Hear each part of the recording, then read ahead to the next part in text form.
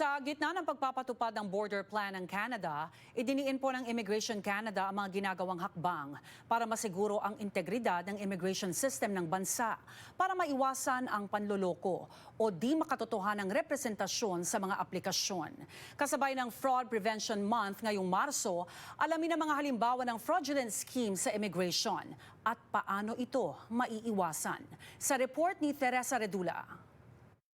Now, it's no longer a fight sa IRCC lang and even the consultants. As a community, I think this is also our fight. Patuloy daw nilalabanan ng Immigration, Refugees and Citizenship Canada ang problema ng fraud sa sistema ng immigration sa bansa.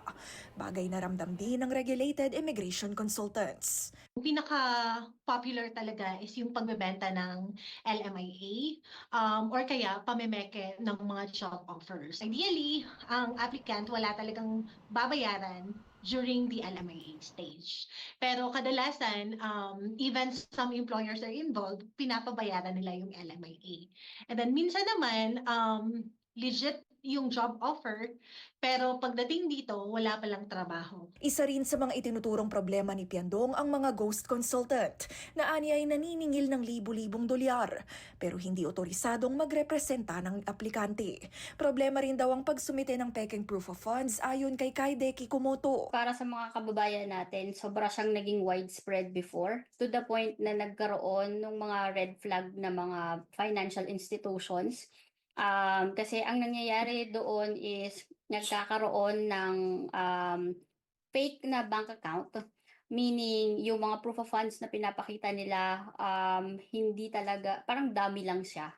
So, meaning wala talagang funds. Ani Piandong, tila nauuso na rin daw ngayon ang pagpapakasal para magkaroon ng permanent status. Ang fraudulent schemes, naaapektuhan na rin daw ang mga tapat na aplikante. Pati sila affected because lalong pinaigting ng immigration yung mga process nila and even the regulations, and then it also caused delays sa mga applications. Sa pahayag na inilabas ni Immigration Minister Mark Miller Lunes, higit 7,000 kaso ng suspected immigration fraud ang inimbestigahan kada buwan noong 2024. Nauwi ito sa libo-libong tinanggihang aplikasyon at pagbabawal sa ilang bad faith actors na makapasok ng Canada.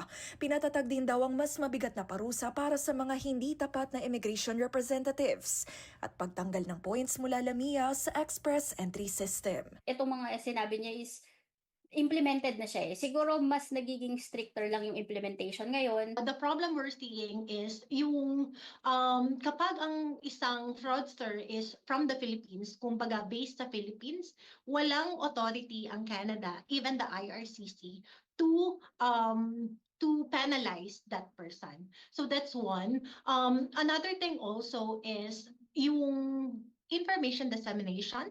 I think pwede pang pag-igtingin. Diin ng Immigration Minister para sa mga aplikante, maging maingat sa mga nakukuhang payo at pinaalalang tanging licensed immigration consultants, abogado o notaries ang pwedeng maningil para sa kanilang serbisyo. Before kayo magbayad, talagang kailangan merong kontrata. Dapat signed retainer agreement para alam nyo na meron kayong panghahawakan. Before you instruct the representative to submit your application, you make sure that you have a copy, like you have the copy of all the documents na isasubmit ng representative para ma-ensure mo na talagang kung ano yung documents na sinend mo, yun yung isasubmit nila. Teresa Redula, Omni News, Toronto.